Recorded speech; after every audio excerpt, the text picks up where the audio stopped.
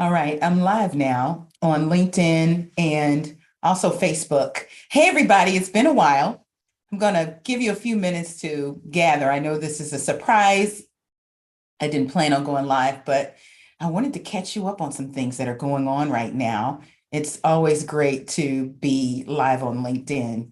I used to live stream my coaching corner, and I'll probably do some more of that on the Culture Soup podcast moving forward. All right.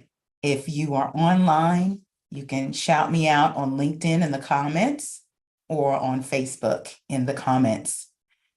I believe it may also be on YouTube now that we're thinking about it. It's a great day. It's Tuesday, October 4th. Lots of things going on. I want to bring you up to speed, give some folks a few minutes to join. I am actually in my office studio this time around. It's been a lot going on. I'm getting back to school in August. Shout out to my TCU Horned Frogs and the TCU Senior Seminar. Shout out to my students. And also back to school for my little one. Joni's in the 5th grade now. It's a big time. But during that time, I was moving into a dedicated office space. If you're in Dallas-Fort Worth area, I'm not just doing online coaching now. You can actually come and visit me here in my office, have a whole setup for you. It looks a lot like a therapist, but I'm a coach. Some people claim that it feels like therapy. Just to be clear, it is not, but we do some great reflection and some visualization moving forward. So as people are joining, I wanted to share with you that the Culture Soup podcast is coming back your way. We are still doing audio. We are going to go back to doing video on the anniversary episode. Do you know that the Culture Soup podcast turns 4 years old this October? It's amazing. I can't believe it. If you've read any of the books, No Thanks, 7 Ways to Say, I'll just include myself. Either edition, you know that the Culture Soup podcast started while I was still in corporate America. And the idea was, of course, not just to have enriching conversations with my friends in the epicenter of tech, culture, and business, but to also ultimately expand my reach in order to write and sell books. And thank God that has happened. The remix has been out since 2021. That's the 2nd edition of No Thanks, 7 Ways to Say, I'll just include myself. And if you were paying attention to any of my news feeds here, the remix is now available in paperback worldwide, not just on Amazon, but also Barnes & Noble and Chapters Indigo if you're in Canada, bookstores in Europe and also in Africa and other places too, Japan. You can get your hands on that, as well as the Kindle version on Amazon, as well as a paperback, and an ebook version that's anywhere you can download ebooks. So for your Barnes & Noble Nooks, if they still make those, or any other tablet or device where you read your content. So that's really exciting. We're giving it one more push before 2023 rolls around and my next book drops. Yes, please, 7 Ways to Say, I'll just, excuse me, that's wrong. Yes, please, 7 Ways to Say, I'm entitled to the C-suite. Secrets women of color need to know now to thrive in an exclusive culture, corporate culture. I am excited for this next book. Some of you are participating in some of the research that's going on, and it is really going to, of course, give you the applied positive psychology. You're going to get those 7 affirmations, but you're also going to get some secrets. It is my duty to provide more access as much as I can in supporting those people who want more access to senior leadership, executive leadership, and C-suite positions in the Fortune 500. And you may say, oh, El Michelle, you're in corporate and everything, but you're an entrepreneur too. That positions me very well to talk to folks who are wanting to soar anyway, because that transformational leader that all the leadership books talk about, that these companies are looking for, let me just break it to you. It's an entrepreneurial spirit.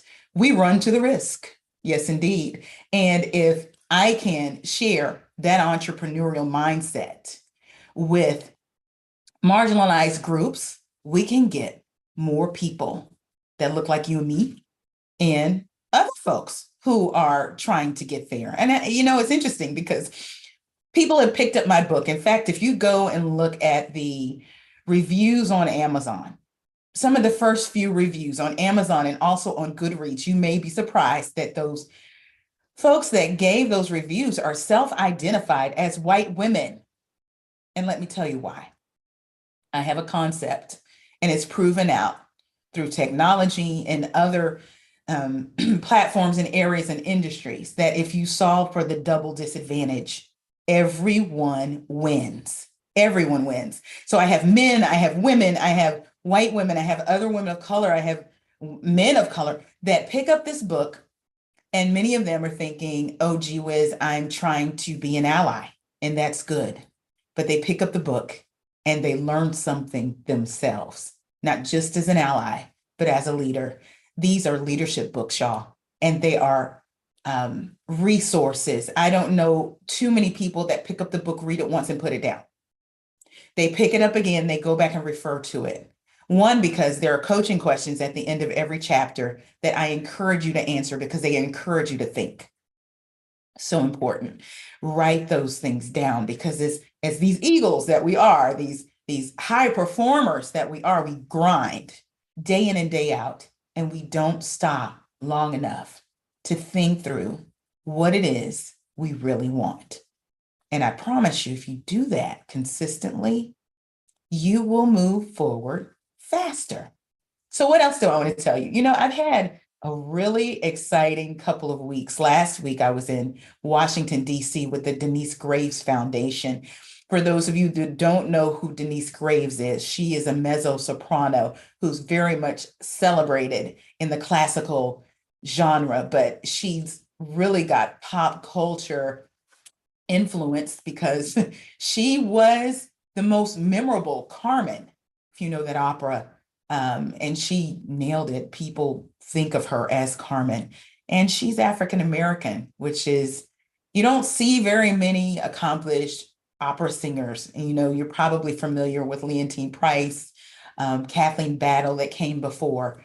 And there are other hidden voices. And Denyce Graves and her foundation spend time uncovering the stories of those people who made contributions to the space and were unsung. So she does a lot of educating, a lot of activism. And last week I was in Washington, D.C. on the campus of Howard University as an advisory member to the Denyce Graves Foundation to share in the launch of her very first Shared Voices Consortium and Conservatory for young artists from across the country and even the world. There were 13 schools represented there, HBCUs primarily, but she also brought in Juilliard. She brought in the Peabody Institute at Johns Hopkins.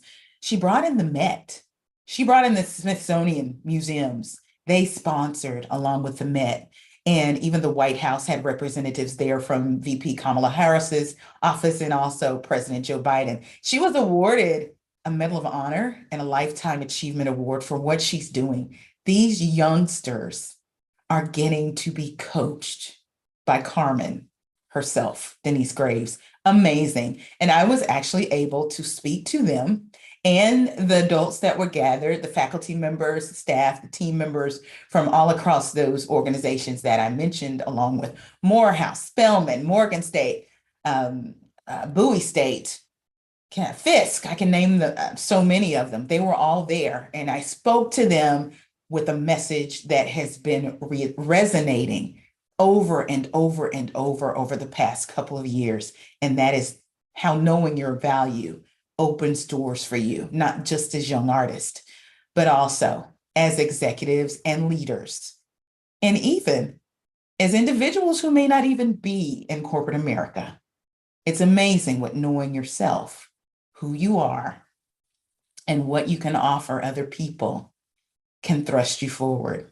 I had the opportunity to share that again today with the Executive Leadership Council's mid-level management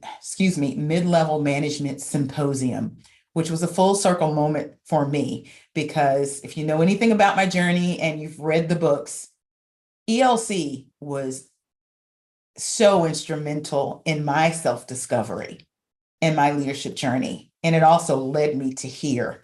I attended Strategic Pathways during Leadership Week. I attended Mid-Level Management Symposium, thanks to mentors and sponsors that I had during that time, and it changed my life. So to come back and be able to share my story and my inspiration with them and the science, I brought up some neuroscience as well as positive psychology, which, by the way, I'm neuroscience and positive psychology informed as a coach. Everything is grounded in science and research. I shared that with some of the Eagles today that gathered for the virtual symposium. And tomorrow I'll be in person at the Marriott Marquis in Washington, D.C. So if you're in the area and you're registered, I look forward to seeing you there. I'm also very excited to be gathering with some of my coaching community in the D.C. area for a spontaneous dinner. I started these right after we kind of got out of lockdown and we were flying a little bit more, had our vaccines and such. Started it in Dallas, where I gather people in my coaching community, whether they're past clients, people who may be clients, who knows, people who are clients when it comes to organizations, and people that I do business with, and friends. And we gather around the table and network and build community. That's really what it's all about. I'll be in New York at the end of the month. So if you're in New York, let me know. If you're a part of my community here on LinkedIn, Facebook, if you're on Slaynet, let me know. Past clients, strategic partners, organizations. Let's gather, let's break bread. This is how I find out what's really going on, besides when it comes to coaching. What's going on in corporate America? What's going on in the world? And you'll see that reflected back in my messages. The last thing that I want to share with you is the Culture Soup podcast is back this week on Thursday. It's going to be a Coaching Corner episode, and it's going to be just me. And we're going to delve into this message that people keep asking me to share, and that is the power of knowing your value in your leadership aspirations, in your life. Because key to it is knowing who you are. And you may think you know who you are, you know your name, you know your surname, you know your people, you know your job title, but it's deeper than that. And if you can unlock that, you can unlock your purpose. That's what this is really about. So listen, look for the newest episode of the Culture Soup podcast. It's audio only. I'm going to be recording it from Washington, D.C. And we'll just have a great time talking about the value of knowing your value as you try to move forward. That's all I have for this live. Follow me here on LinkedIn if you don't already. Share, like this content so that the algorithm will do its thing. Facebook, you do the same. YouTube, share this with someone, and I'll see you online.